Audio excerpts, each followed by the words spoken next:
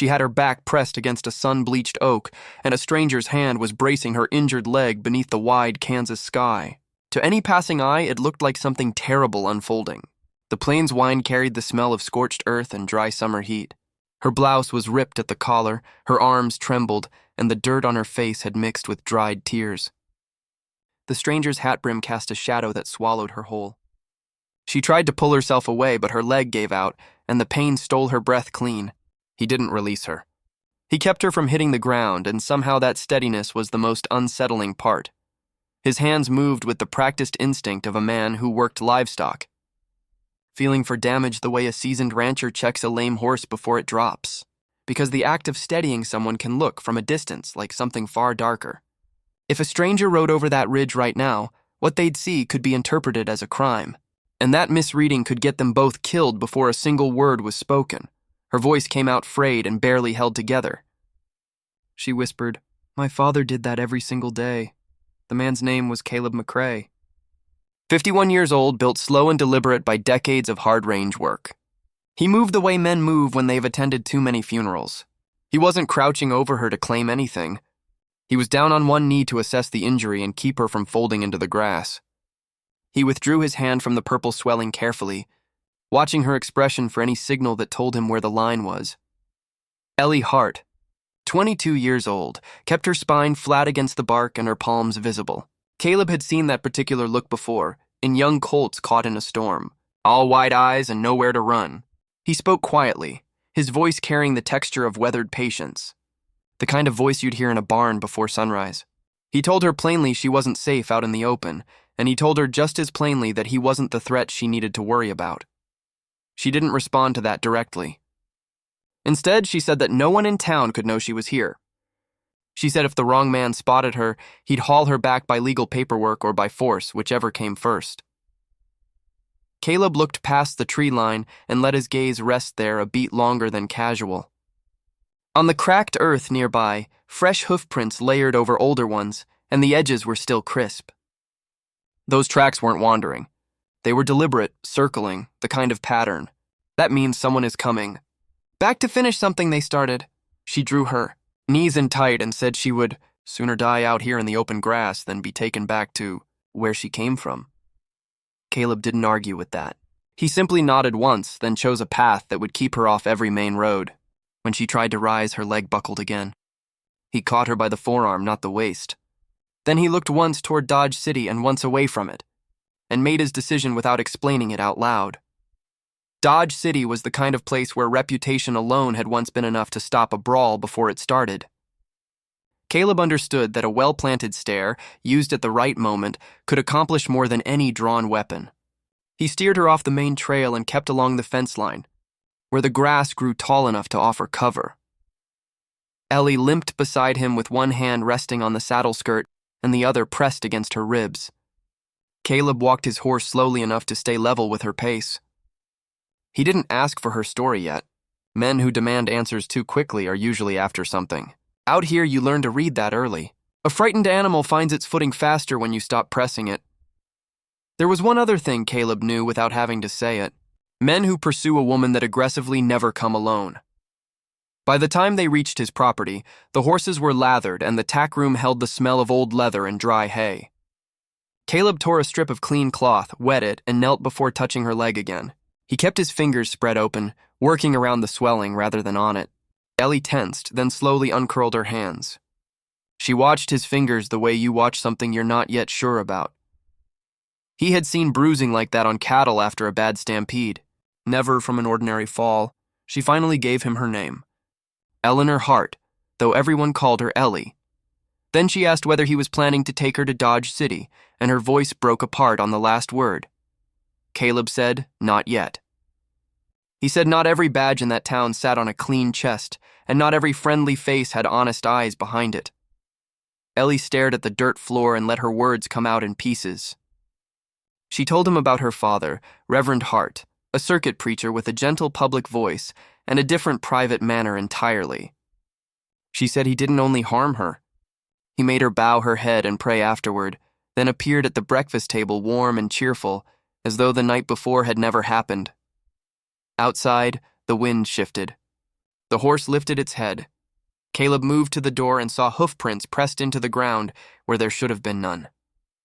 He turned back to Ellie and kept his voice level. He told her he wasn't going to hide her. He was going to put her somewhere the whole region could see her clearly. Then a rider's shadow slid across the top of the corral fence. Someone had spotted her on the trail and traded that information.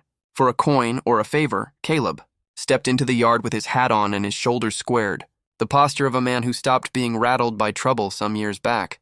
The first rider swung down wearing a grin that existed entirely above the neck and nowhere near the eyes. His name was Silas Crow, the kind of man large cattle operations keep on the payroll when they need a problem made to disappear quietly. Silas carried cattle baron wages and no conscience to balance them. Beside him rode Deputy Benton Pike, badge on the vest, trail dust on the boots, and the expression of a man who already knows how the story ends. He announced that the girl was to be returned to her legal guardian. Then he reached toward the tack room door like Ellie was an item someone had mislaid. That reach didn't look like law enforcement. It looked like a man who had done collections before and found them routine. Caleb didn't reach for a weapon. A fair man working hard land learns that a firearm is the final option, not the opening move. He raised his hand, palm forward, and positioned himself between them and the door. He said that if anyone intended to invoke the law today, it would happen in full daylight in front of people. In town. Silas laughed and shoved Caleb hard in the chest, then followed it with a fast punch that split Caleb's lower lip. Caleb tasted copper and felt his back connect with the fence rail, the boards groaning behind him. He understood clearly that if he went down here, Ellie would be thrown across a saddle and ridden out like freight. He spat blood into the dust. His eyes didn't waver. The fight turned close and rough. Caleb didn't brawl like a man performing for a crowd. He fought like a rancher, feet steady, using the corral fence to control the geometry, staying near enough to Silas that long swings couldn't land clean. Then Ellie saw Silas drop his hand toward his belt. She drove her good foot into the loose gate latch. The corral gate swung hard and wide with a crack that rang across the yard. The horse inside reared, hooves cutting the air, and the lead rope went bar tight for one instant. Silas stumbled sideways. That half second was everything Caleb needed. He drove Silas into the post and pushed him back into the open yard. Silas caught his breath, eyes gone flat and cold. He said Caleb had just made himself an outlaw and that by morning the news would be across the entire region. But here's what Silas didn't know. Ellie had something. A single folded page she'd grabbed the night she fled. Nothing that looked important at first. A donation receipt with a name connected to money that was supposed to reach widows and church relief funds. In the panic of hoofbeats closing in behind her on the road, she had shoved it beneath a rotting log near a shallow creek crossing and kept running. She wasn't even certain it had survived the weather. Caleb found the log and rolled it with the toe of his boot, then worked his knife into the damp earth. The paper had held, though the ink had begun to bleed at one corner. He pressed it carefully against his sleeve until the critical words showed clear enough to stand up to scrutiny. One page. A church donation receipt for a widow's relief fund, redirected into the accounts of a cattle operation, the kind of pocket that Silas Crow worked to protect. At the bottom, two names sat side by side, Reverend Hart and Deputy Benton Pike, bound together by a figure that belonged to neither of them. They rode into Dodge City, and Caleb chose the busiest street on purpose. The heat lifted off the packed earth in visible waves, and people turned to look. Ellie kept her chin low. Caleb rode beside her like a fence line that had decided not to move. At the post office, Caleb asked the postmaster to examine the document markings. The old man studied the page with the slow care of someone reading something that might bite. In a frontier town, a verified postmark carries more authority than most men's spoken word, because the name on that letter wasn't only her father's. Benton Pike's name was there too. Caleb folded the paper deliberately and slid it into his coat. He looked back toward the street. A rider had just come around the far corner, and the way he controlled the reins communicated one thing without any ambiguity. Silas had worked out what they'd recovered. And he hadn't come to negotiate. Silas rode into Dodge City like the street had been built for his use. The dust column behind his horse read as a warning. Two men rode close behind him, tight enough to act quickly, relaxed enough to appear incidental. Caleb stepped off the post office porch and stood in the open, not reaching for anything, just planting his boots into the earth like something that intended to remain. Ellie stayed near the doorframe. The folded paper rested inside Caleb's coat. Her heartbeat was the loudest sound she could hear. Silas demanded the letter. He called Ellie by a name that wasn't hers. Deputy Benton Pike appeared a moment later, badge catching the afternoon light, eyes finding no one in particular. He repeated the line about lawful proceedings happening in daylight and in front of witnesses. The words sounded rehearsed. Townspeople began drifting closer, not with any heroic intention, just the natural pull of people who sense something shifting. Old Frank Mallory, who ran the saloon, spat into the dirt and said loudly that he was exhausted by the sight of young women being moved around like property. One ranch hand gave a slow nod, then another. The crowd began to list in a single direction, gradual but unmistakable. Silas moved to push past Caleb. Caleb stopped him with a shoulder and a look that had no performance in it. The exchange was brief. Boot heels dragging dirt, a rail shaking, sharp exhalations. Caleb wiped the back of his hand across his mouth, registered the blood, and kept his attention forward. Ellie watched, and then she understood what Caleb was actually doing.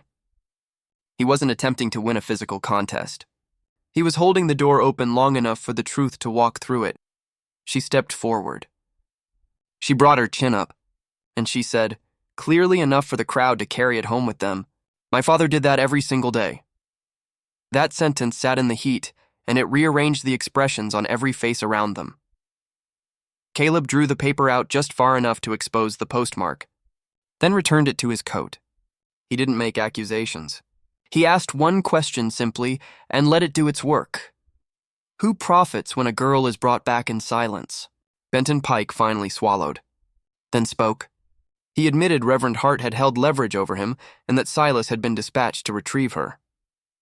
The crowd didn't become violent. It became something more durable than that. It became a group of people who had arrived at a shared conclusion and decided quietly and collectively that this particular thing was not going to happen today. That is the kind of resolve the open range teaches. Fairness with your feet on the ground. A bully can overpower one man. He cannot overpower a street full of people who have stopped looking away. By the time the sun touched the horizon, Reverend Hart was riding out of Dodge City. Silas rode alongside him. Neither one looked back. Ellie didn't run. She exhaled. And for the first time in as long as she could remember, the world around her felt like it might actually have room enough for her to exist in it. If you've ever faced something that tested whether you'd hold your ground or step aside, you understand exactly what Caleb chose in that street. If that kind of story lands with you, subscribe and come back for more. Leave a comment telling me what time it is and where you're watching from. And I want to know, when the moment arrives and there's no easy way out, do you find a reason to step back or do you plant your boots and stay put?